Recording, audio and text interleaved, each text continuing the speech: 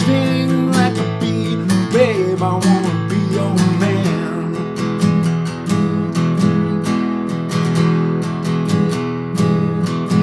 Well, it's plain to see you were meant for me, and I'm your boy, your 20th century toy.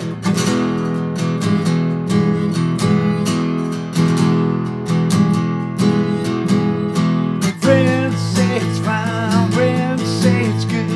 Everybody says it's just like rock and roll. Guys, great to see you and welcome back. There you hear me playing another song by Marc Bolan and T-Rex. Now these songs seem to be going down really well at the moment, which is why I've come back with another one. That's what you asked for, and that's what I've come back with. This time it's 20th Century Boy, and if you haven't seen the other two songs that I've done, I'll drop links down below so you can go and check those out.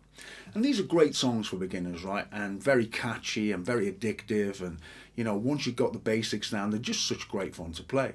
Now the chords that we need to know to play this song are just an E chord, and as ever you got the chord diagram, so don't worry too much. We've got an A chord. Now we're going to use what I call my A blues shape. Much easier for what we're going to do in this song, and essentially it's this chord, right? It looks like I'm borrowing the bottom four strings, but in reality I'm only really concerned about borrowing the third and the fourth strings of the second fret. And actually you can get away with just playing the fourth and the fifth. Now the fifth is open, but the fourth is, as I've mentioned, that's fretted, right? So that's what you can do and maybe should do for the A position. The other chord that we're going to look to play is always a little bit of a difficult chord, and that's a B major. Now, you know, I've done videos on this. If you're interested in learning the various ways you can play a B, you can check those out. But for this song, I would suggest you play it like this. So what we're really doing is we're moving an A shape, a standard A shape, up 2 frets to the 4th fret, only we're playing it like a half bar, and I'm playing that with my ring finger. Now again, it looks like I'm borrowing the bottom 4 strings of the 4th fret, but in reality, again, all I'm really bothered about are the 3rd and the 4th strings of the 4th fret.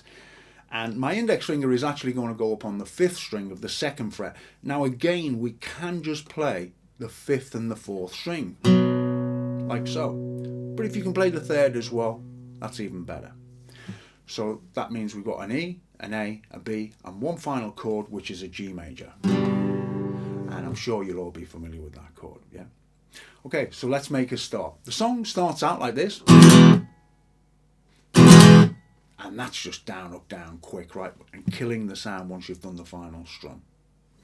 And I'm killing it with this part of my palm. Alright? So that's that. Once you've done that, what we're going to be doing is we're going to bring our little finger onto the 3rd fret, 6th string, and we're going to play.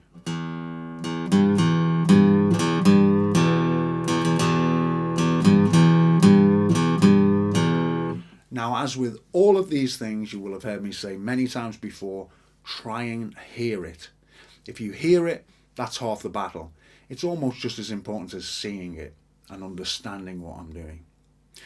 So if you can hear it and you can sing it, that's even better. So you might hear the riff and go ba-da-bum, ba-da-dum, bum, ba-bum, bum, ba-da-bum, ba-da-dum, bum, ba-bum, bum.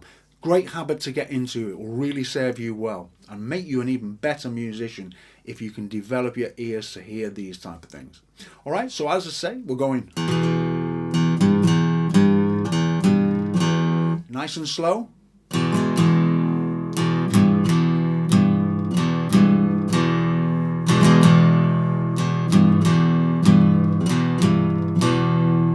And that's the very iconic guitar part. Very simple when you hear it, right? Broken down. But what's important with all of these songs is the timing and the transitioning and the right hand, how we strum it.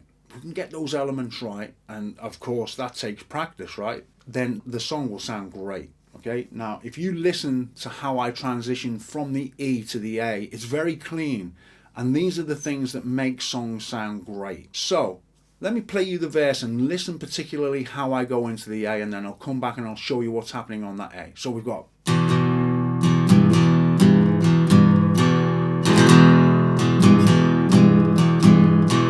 friends say it's fine, friends say it's good, everybody says it's just like rock and roll.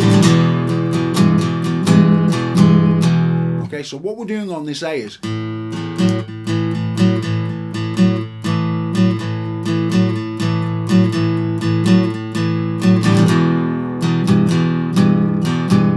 one more time without the vocal.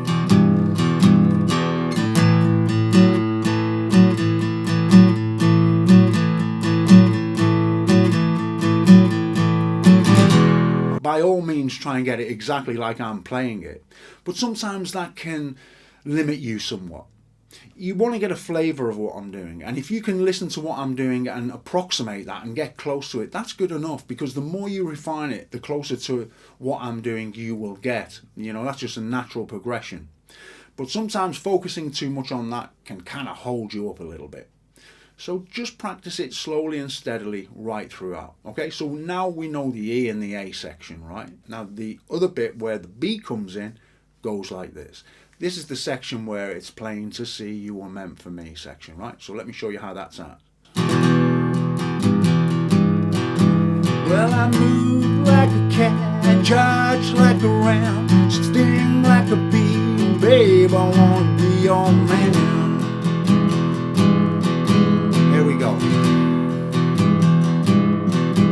Well, it's plain to see you were meant for me, and I'm your boy, your 20th century toy. Now you'll notice I've gone back to a traditional A. You don't have to. You could play it's plain with the standard A we looked at, the blues A. Plain to see you were meant for me. So either way is fine, whatever you're more comfortable with. So it goes, well, it's plain to see you were meant for me. So that's the A to the B. And I'm your boy, your 20th century toy. And then we come back into another verse. Now, once we've done the verses and we're further down the road, we have one more section which we need to understand. And that's where the G comes into play. And you'll be familiar with it because this is the section where it goes, 20th century boy, I wanna be your toy. 20th century boy, I wanna be your boy. 20th century boy, I wanna be your toy. Now there's various ways you can do the E section. It can always be, you can be getting that in, or you can just, you know, whatever. But the important thing is getting that feel between the E and the G. And the way we do that is just slow it down.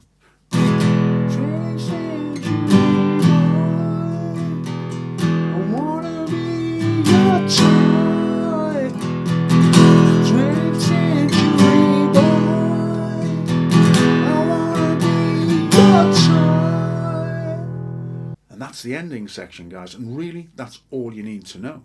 So you've got everything you need there to kind of go away and practice it. And as I say, these songs are such great fun to get down. So I really hope that you have a go at it, because I'm absolutely sure you'll be able to do it. Just take your time, work through it, get the basics down, and then work on refining it. That's what I always say, guys.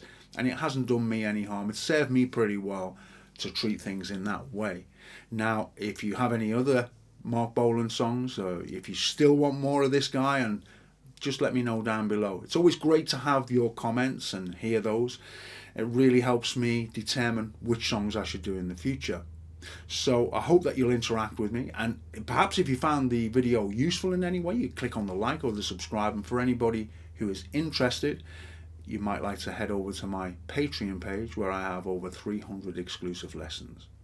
So anyway, guys, enjoy this one. I'll see you soon with another one. Take care.